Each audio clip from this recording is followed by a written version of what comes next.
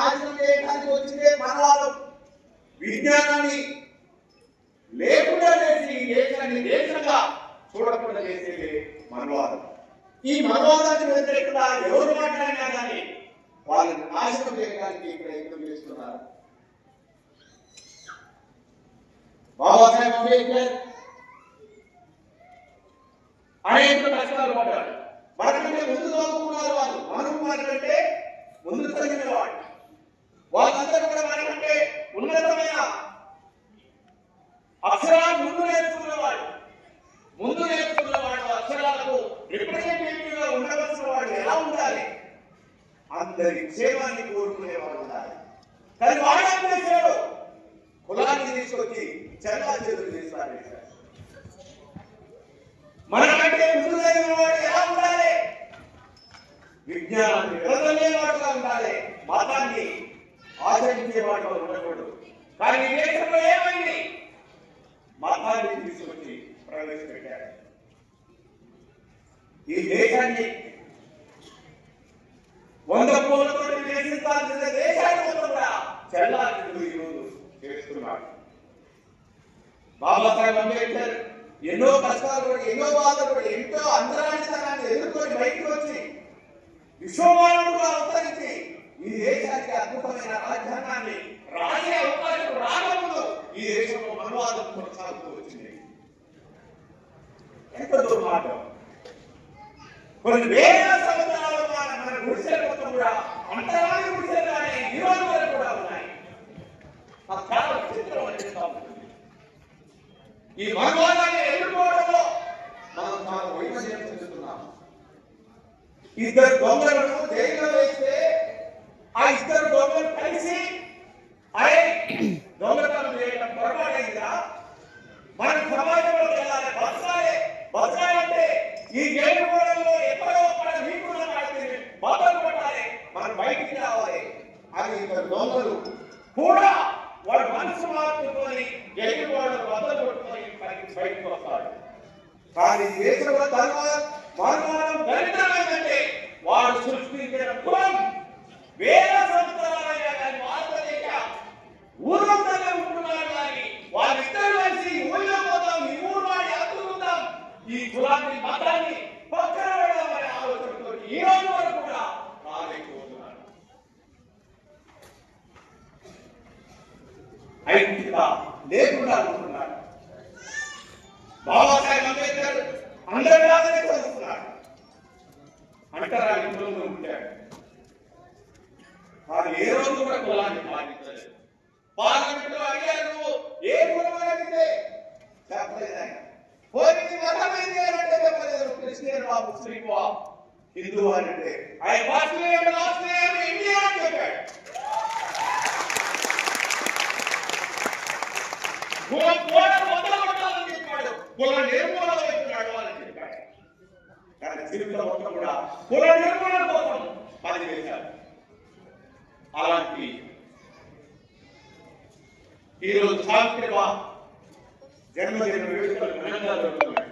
ఈ సందర్భంగా నేను కొన్ని వందల సంవత్సరాలైన భారతదేశ చరిత్రలో ఈ మనవాళ్ళు 10 సంవత్సరాలుగా ఈ దేశంలో పరిపాలిస్తున్నారు. ఓ బీజేపీ దేశంలో పరిపాలిస్తుంది. పూలేని ఏ రోజు కూడా టీచర్ గా ప్రకటించలేదు. సావిత్రిబ ఏ రోజు కూడా ఓ మహిళా టీచర్ గా ప్రకటించలేదు. కానీ నిన్నలాగా ఉన్న సంవత్సరం క్రితం వచ్చిన ఓ కుర్రవాడు, ఓ బాలవాడు బిడ్డ ఒక సావిత్రిబ చరిత్రను తెలంగాణ ప్రజలు తెలుసుకోవాలని టీచర్స్ డే, మహిళా ఉమెన్స్ టీచర్స్ డేగా ఇవాళ సావిత్రిబ మామూలు విషయం కాదు. ఇక ప్రతి టీచర్ కూడా సావిత్రిబ గురించి మాట్లాడుతుంటే నాకు చాలా ఆనందం వేసింది. గవర్నమెంట్ అధికారికంగా తన జన్మదిన వేడుకల్ని ఉమెన్స్ టీచర్స్ డేగా ప్రకటించడం అనేది చరిత్రలో విచిత్రమైన రోజు అనే విషయాన్ని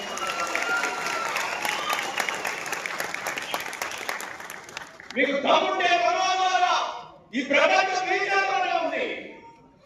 పరిపాలిస్తున్నారు కదా. ఎక్కడైతే సావిత్రిబ పుట్టిన మహారాష్ట్రలో టీచర్స్ ఉమెన్స్ డే మీరు ఎందుకు ప్రకటించారు? పెద్ద పెద్ద రాష్ట్రాలలో పూలే పుట్టాడు, సావిత్రిబాబు పుట్టింది. ఈ దేశంలో చదువుకు మూలకారకులు అట్టడుగు వర్గాలకు అక్షరాలు అందించిన పూలే జన్మదిన వేడుకల్ని టీచర్స్ డేగా ఎందుకు జరపట్లేదు మీరు? మహిళలకు అధిక ప్రాధాన్యత ఇస్తామని చెప్పబడుతున్న మీరు మరి సావిత్రిబాబు పూలే జయంతిని మీరు ఏడున్న రాష్ట్రాలలో ఎందుకు ప్రవేశపెట్టలేదు? మనకి కాదు. వాడు అంటాడు అంబేద్కర్ అంటే వాడికి కులం వస్తుంది, వాడు కులాన్ని కోరుకుంటున్నాడు, మనం కులాలైత సమాజం కోరుకుంటున్నాం. వాడు మతాన్ని కోరుకుంటున్నాడు, మనం మతాలైత సమాజాన్ని కోరుకుంటున్నాం. భారతదేశంలో మాత్రమే భారతీయులందరూ సహోదరులు అని ప్రతిజ్ఞ చేసి వచ్చిన వాళ్ళం మనం అందరం కూడా. అది వాడికి సహించట్లేదు.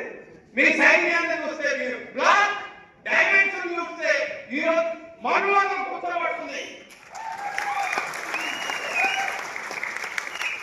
తెల్ల పాయింట్ నల్ల కోటు ఏసుకొని ప్రపంచంలో ఎవరు చదవనంత చదవాలని మహానుభావుడు. ఆయన నిలబడడానికి ఆకాశం సరిపోదు, ఆయన నిలబడడానికి భూమి సరిపోదు. విశ్వమానవుడుగా అవతరించిన బాబాసాహెబ్ అంబేద్కర్ పేరు చెప్తే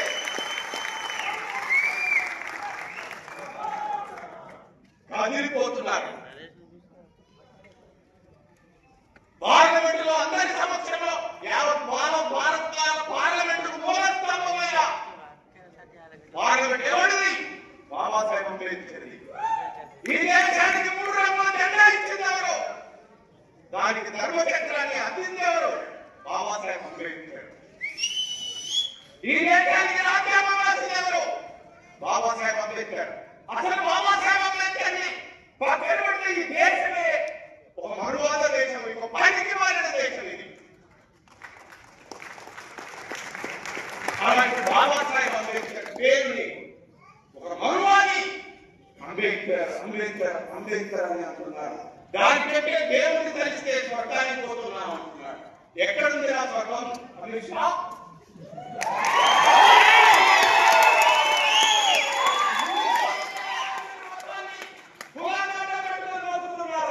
ఏమో నీ అయ్యగారిని తాతగారిని ముత్తాతగారిని ఎవరైనా స్వర్గం ఉంటుంది చెప్పాడా?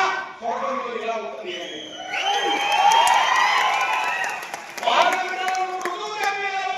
స్వర్గం ఎక్కడ ఉంటుందో అని పనికి మారిన చదువురాని శాస్త్రం తెలియని వాళ్లకు రంగు ఉంటుందని, మేనక ఉంటుందని ఎన్ని ఆశలు పెట్టారు.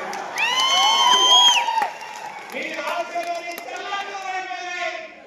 ఇక్కడ పుట్టిన ప్రతి వాడు కూడా భారతీయుడు బాబాసాహెబ్ అంబేద్కర్ వీడు. ఇప్పుడు మేము అందరం అంటున్నాం, ఏ రాముడు బొమ్మలు ఉద్ధరించలేదు, ఏ కృష్ణుడు బొమ్మలు ఉద్ధరించలేదు, ఏ కులబొమ్మలు ఉద్ధరించలేదు, ఏ మతబొమ్మలు ఉద్ధరించలేదు. మా చైతన్యానికి కీటుడైన అక్కడ నిలబడ్డాడు బాబాసాహెబ్ అంబేద్కర్. ఆయన పేరు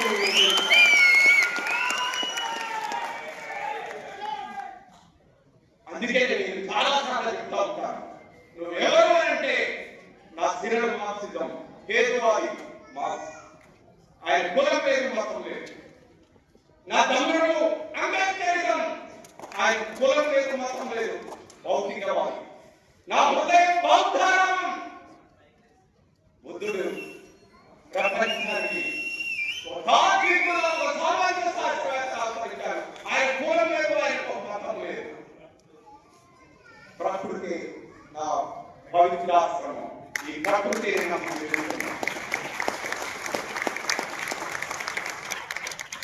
ఇప్పుడు మీ అందరం పార్లమెంట్ సాక్షిగా అమిత్ షాను ప్రశ్నిస్తారని మీరందరూ, వాడు రాముడు అని అంటున్నాడు, నువ్వేమంటావు? అంబేద్కర్. ఏమంటావు? 3 సార్లు అన్నాడు వాడు, 3 సార్లు అన్నాడు. అంబేద్కర్ అంబేద్కర్ నేనంట అంబేద్కర్ అంబేద్కర్ అంబేద్కర్ అంబేద్కర్ అంబేద్కర్ అంబేద్కర్ అంబేద్కర్ అంబేద్కర్ అంబేద్కర్ అంబేద్కర్ అంబేద్కర్ అంబేద్కర్. ఇప్పుడు మాకు ఏ శిక్ష చేస్తాయి? మేమందరం ఉరికంలో మీద నిలిచి చివరిగా జరూరే జాగో అంబేద్కర్ అంబేద్కర్, కవితకు మహాత్మ అంబేద్కర్.